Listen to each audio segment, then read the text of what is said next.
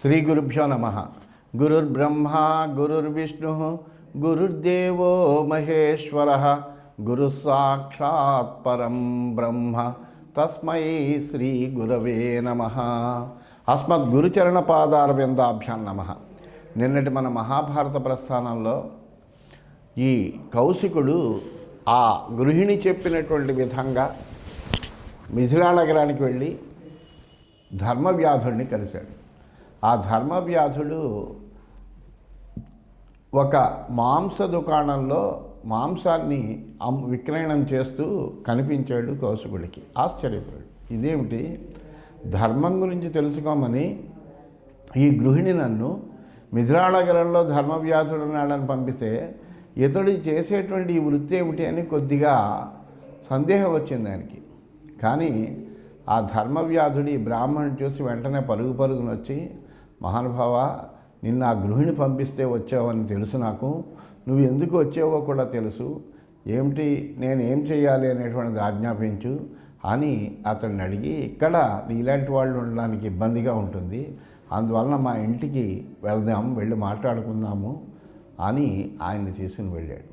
వెళ్ళేప్పటికీ ఆశ్చర్యపోయాడు కౌశికుడు. ఇదేమిటి, నేనేమీ చెప్పకుండానే అతనికి ఎలా తెలిసింది ఆ గృహిణి పంపితే నేను ఇక్కడికి వచ్చాను అని ఆశ్చర్యపోయాడు. అప్పుడు, ఏమయ్యా, నువ్వు నీ ధార్మికమైనటువంటి జీవనంలో నువ్వు చాలా శ్రేష్ఠుడు అని, ధర్మాలన్నీ కూడా ఆచరించేవాడవని, ధర్మం గురించి చెప్పదగినటువంటి స్థితిలో నువ్వు ఉన్నావని నన్ను నీ దగ్గరికి పంపించింది. కానీ నిన్ను చూస్తుంటే నువ్వు ఇలాగా చేసే వృత్తి నీ యొక్క వర్తనకు ఉచితమైంది కాదనిపిస్తోంది నాకు అన్నాను. అంటే, అలా అనకు స్వామి, ఇది మా వంశపరంపరగా సంక్రమించినటువంటిది, నా తండ్రి తాతలు చేసే పని నేను చేస్తున్నాను, ఇందులో దోషమేమీ లేదు, పరంపరని రక్షించడమే. అంతేకాకుండా నేనే ప్రాణిని హింసించట్లేదు, ఇతరులు వధించి తీసుకొచ్చినటువంటి దాని యొక్క మాంసం మాత్రమే విక్రయిస్తున్నాను. నేను కేవలం జీవి కోసమే, నేను మాంసాన్ని తినట్లేదు, నేనెప్పుడు సత్యాన్ని త్యజించలేదు, ఎల్లప్పుడూ సత్యాన్నే మాట్లాడతాను, దేవ అతిథులకి ఎప్పుడు కూడా అర్చించి అప్పుడు నేను తింటాను, నిత్యము కూడా నేను నక్తభోజిని, రాత్రి మాత్రమే భోజనం చేస్తాను, పగలేమీ తినను. నేను ఋషులకు, అతిథులకు, బ్రాహ్మణులకు, లేకపోతే ఎవరైనా వచ్చిన సేవకులకు అందరికీ కూడా పెట్టిన తర్వాత శిష్టాన్నాన్ని మాత్రమే భుజిస్తాను అని తన యొక్క ధర్మాలని, తాను చేసేటువంటి పనులు, తాను ఆచరించేటువంటి విధానము, తన యొక్క వర్తనము గురించి ఆయన చాలా చక్కగా చెబుతున్నాడు. ఈ విషయాలన్నీ కూడా చెబుతూ అంటున్నాడు, నలోకే రాజతే మూర్ఖ కేవలాత్మ ప్రశంసయా అపిచేహ శ్రియాహీన కృత విద్య ప్రకాశతే. మూర్ఖుడు కేవలము ఆత్మ ప్రశంసతోనే లోకంలో కీర్తి పొందలేడయ్యా. ఎందుకంటే తను తాను ప్రశంసించుకుంటూ కీర్తిని ఎలా పొందగలడు? విద్వాంసుడు సంపద సౌందర్యం లేకపోయినా జగత్తులో కీర్తి ప్రతిష్టలు ఆయనకు ఉంటాయి. ఎందుకంటే ఆయన విద్వత్తు తెలిసిన అందరూ కూడా ఆయన గురించి చెబుతూ ఉంటారు. అబ్రువన్ కస్యచిన్నిందాం ఆత్మపూజాం అవర్ణయన్ న కశ్చిత్ గుణసంపన్న ప్రకాశో భువి దృశ్యతే. ఎవరిని నిందించకుండా, ఆత్మ ప్రశంస చేసుకోకుండా కేవలం సద్గుణాలు మాత్రమే కలవాడు ఎవడు ఈ భూమి మీద కనిపించడు. పరనిందను, ఆత్మ ప్రశంసను వదలనటువంటి వాడు ఎంత గుణవంతుడైనప్పటికీ లోకంలో గౌరవాన్ని పొందలేడు కదా. వికర్మణ తప్యమాన పాపాద్ విపరిముచ్యతే న తత్కుర్యాం పునరితి ద్వితీయాత్ పరిముచ్యతే. మానవుడు పాపం చేసినందుకు నిండు మనస్సుతో కనుక పశ్చాత్తాపడగలిగితే కనుక ఆ పాపం నుండి విముక్తుడవుతాడు. ఎందుకంటే చేసిన తప్పును తాను తెలుసుకున్నాడు కాబట్టి. అంతేకాకుండా ఇక ముందు ఇలాంటి పనిని చెయ్యను అని సంకల్పం చేసుకోవాలి. ఒకసారి తప్పు చేసి పొరపాటునే చేసినటువంటి తప్పును తెలుసుకున్నటువంటి వాడు మళ్ళీ జీవితంలో ఆ తప్పుని తిరిగి చేయకూడదు.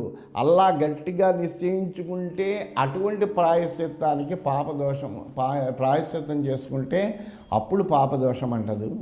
కర్మణాయేన తేనేహ పాపాద్విజవరోత్తమ ఏవం శృతిరియం బ్రహ్మం ధర్మేషు ప్రతిదృశ్యతే.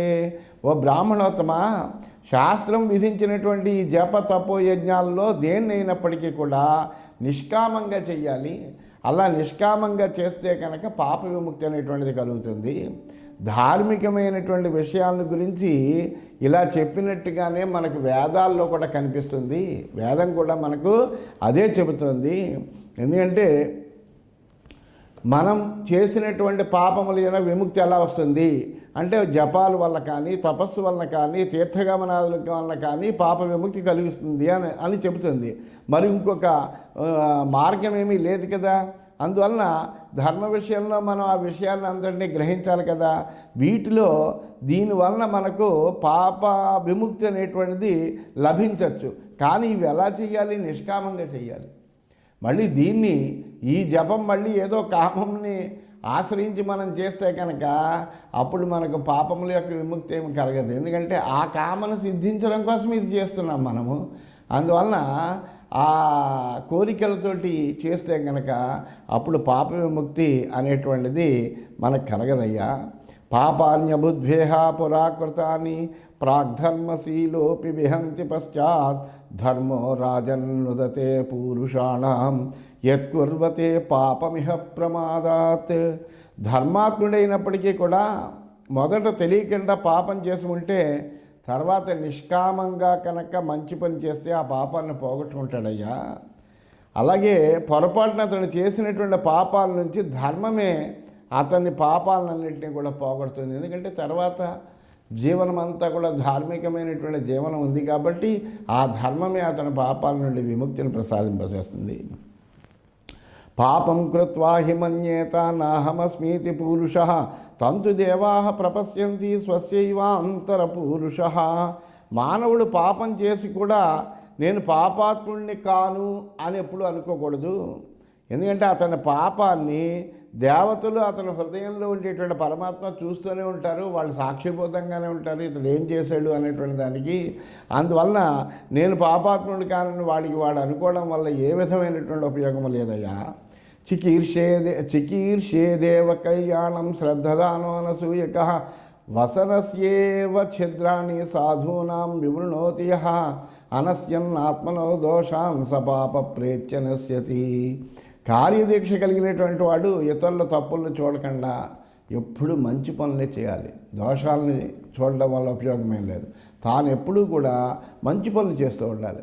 తన తప్పుల్ని గమనించకుండా ఇతరుల దోషాలను చూసేటువంటి వాడు మంచి వాళ్ళ పొరపాట్లను వస్త్రానుకున్న రంధ్రాలుగా అంటారు. రంధ్రాన్వేషణ అంటారు. అందుకనే మంచి వాళ్ళ యొక్క పొరపాట్లను వస్త్రానుకున్న రంధ్రాల్లాగా ఎత్తి చూపేటువంటి పాపాత్ముడు మరణించిన తర్వాత పరలోకంలో అనేకములైనటువంటి బాధలు పడతాడు. వాడికి సుఖం అనేటువంటిది ఉండదు.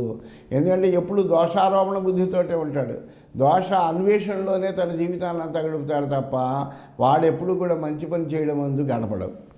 పాపం చేత్ పురుషః కృత్వా కళ్యాణమభిభజ్యతే ముచ్యతే సర్వపాపేభ్య మహాభ్రేణేవ చంద్రమాః.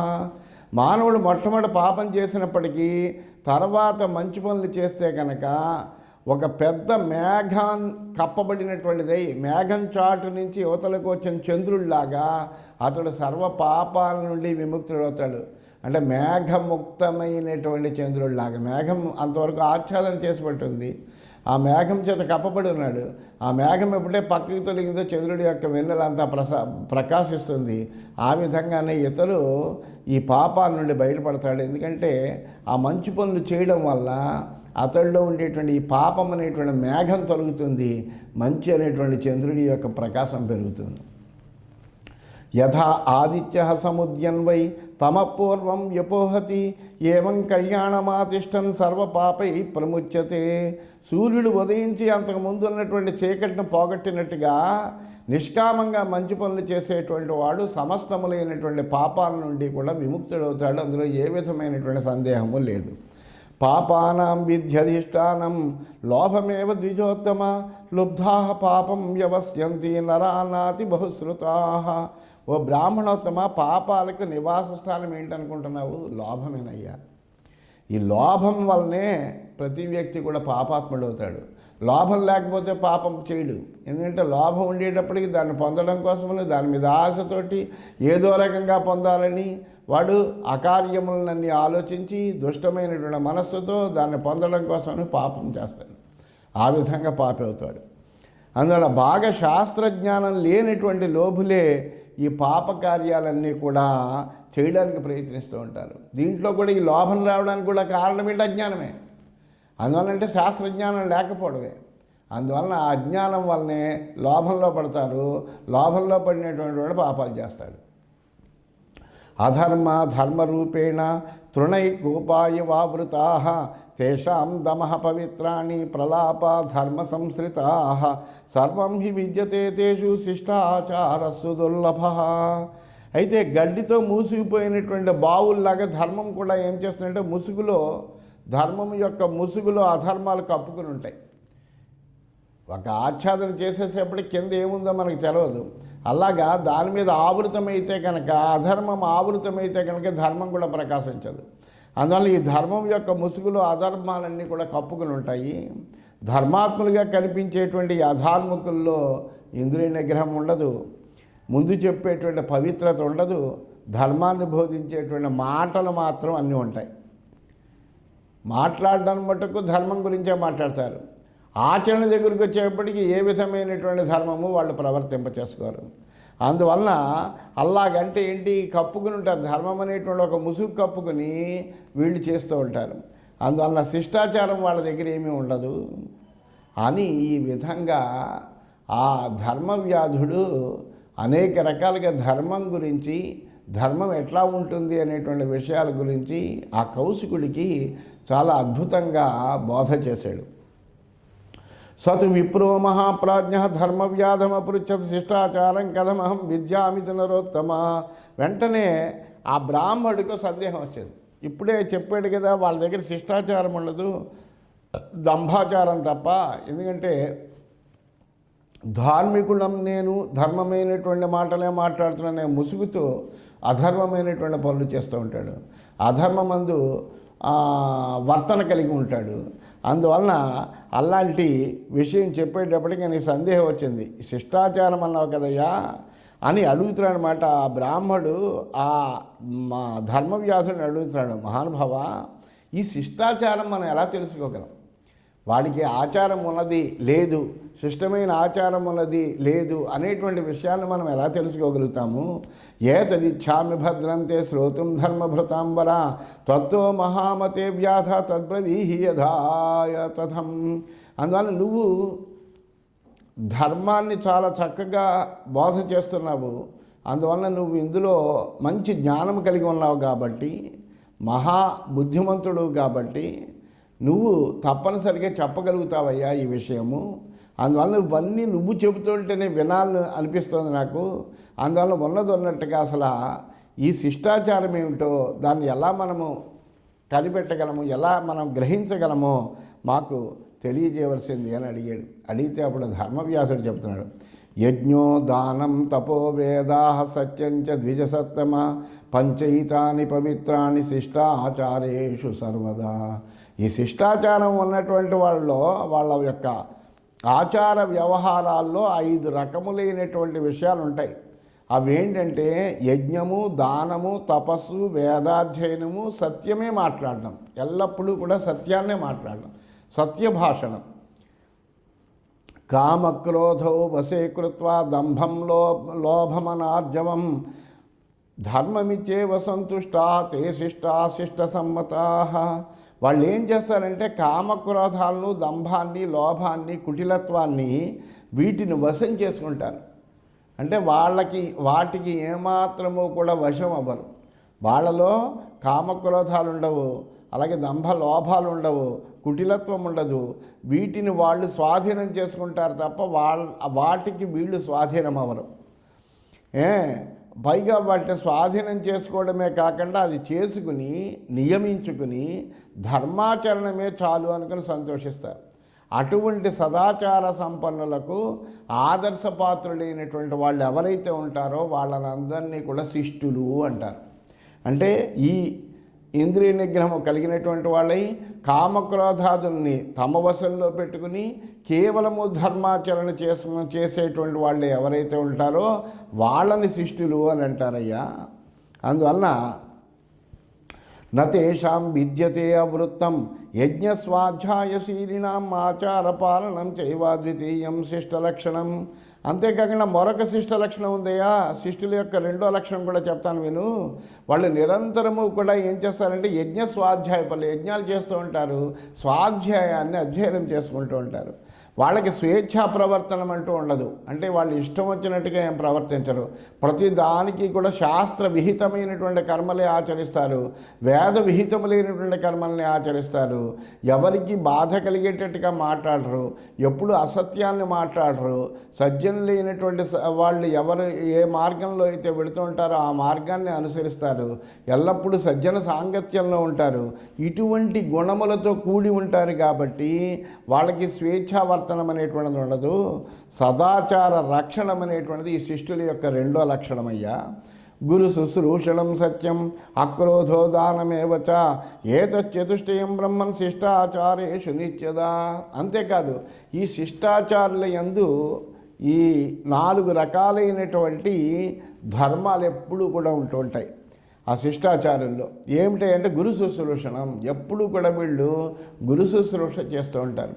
శుశ్రూష అంటే శ్రోతుమిచ్ఛా శుశ్రూష అంటాం. అంటే వినాలనేటువంటి కోరికను. ఏమిటి వినాలనే కోరుకుంటున్నాం? పెద్దవాళ్ళు చెప్పేటువంటి ప్రతి మంచి మాట కూడా వినాలనే కోరిక కలిగి ఉండడము, వాళ్ళు చెప్పినటువంటి విషయాన్ని మననం చేసుకుంటూ ఉండడము, వాళ్ళు చెప్పినటువంటి విషయాలకు తగ్గట్టుగా ఆచరణ చేస్తూ ఉండడము, ఇవన్నీ చేస్తూ ఉంటారు. అదే పెద్దవాళ్ళని మనం సేవించడం అంటే కేవలము కాళ్ళు నొక్కడం వల్లే సేవ చేస్తున్నామని కాదు. వాళ్ళు చెప్పినటువంటిది ప్రతి మాటని కూడా మనం అర్థం చేసుకుని దానికి తగ్గట్టుగా మన ప్రవర్తనను మార్చుకుని వాళ్ళకి ఆనందాన్ని కలగజేయగలిగితే అదే గొప్ప సేవ. అందువలన అలా గురు శుశ్రూష కలిగి ఉంటారు వాళ్ళు. మరి ఇంకా ఏం చేస్తారంటే ఎప్పుడూ కూడా సత్యం, ఎల్లప్పుడూ కూడా సత్యభాషణమే చేస్తారు. అబద్ధం అనేటువంటి చెప్పరు. అక్రోధ, క్రోధం లేకుండా ఉంటారు. వాళ్ళకి ఏమి కోపం ఉండదు, సహనశీలురై ఉంటారు. అట్లాగే దానమేవచ, దానం కూడా చేస్తూ ఉంటారు. ఎల్లప్పుడూ తమకు కలిగినటువంటి దాంట్లో యథాశక్తి దానం చేస్తూనే ఉంటారు. ఈ 4 లక్షణాలు కూడా శిష్టాచారుల్లో ఎప్పుడూ ఉంటాయి.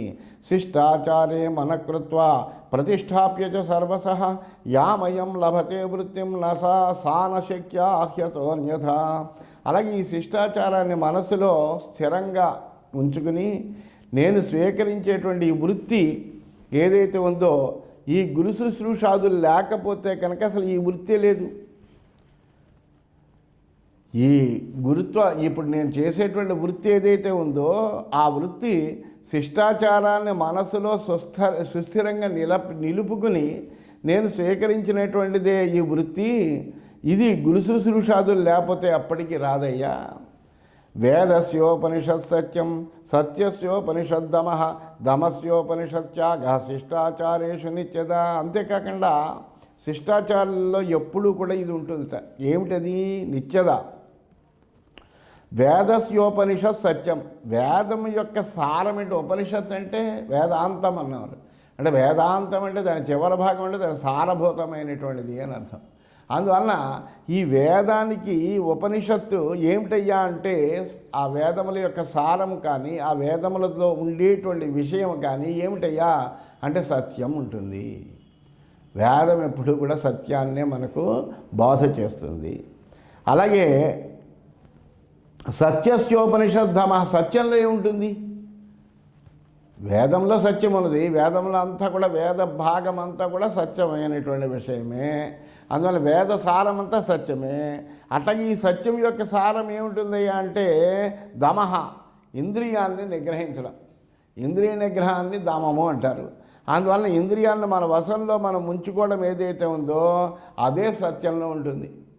అందువల్ల సత్యం అంటే ఏంటి అంటే ఇంద్రియాలను నిగ్రహించి ఉండాలి. ఎప్పుడు కూడా ఇంద్రియాలు అలాగా వాటి యందు మోహపడుతూ ఉంటాయి, దాని యొక్క విషయముల యందు మోహపడుతూ ఉంటాయి. ఆ మోహాన్ని ఆపి వాటిని గట్టిగా నియంత్రించగలగాలి. అలాగా దమస్యోపనిషత్ త్యాగ. మరి ఇంద్రియాలను ఎప్పుడైతే నువ్వు నిగ్రహించుకోవడం మొదలెట్టావో ఏం చేయాలి? త్యాగం చేయాలి.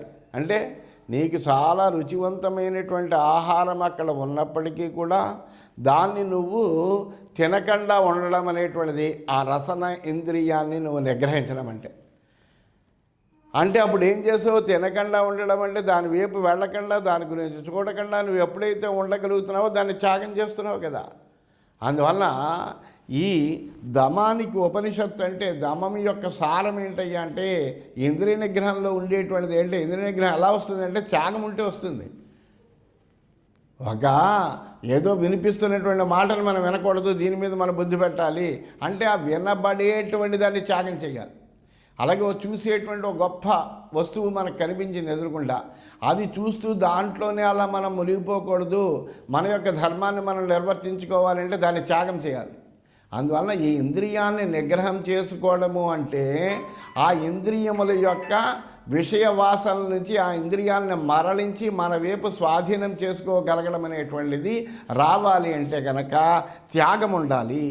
అందువలన ఈ సత్యము అట్లాగే ఈ దమము అట్లాగే ఈ త్యాగము అనేటువంటిది శిష్టాచారుల యందు ఎప్పుడూ కూడా ఉంటుంది అంటూ ఆ ధర్మవ్యాధుడు ఆ కౌశికుడికి శిష్టాచారం గురించి చాలా అద్భుతంగా ఈ విధంగా తెలియజేస్తున్నాడని తెలియజేస్తూ స్వస్తి.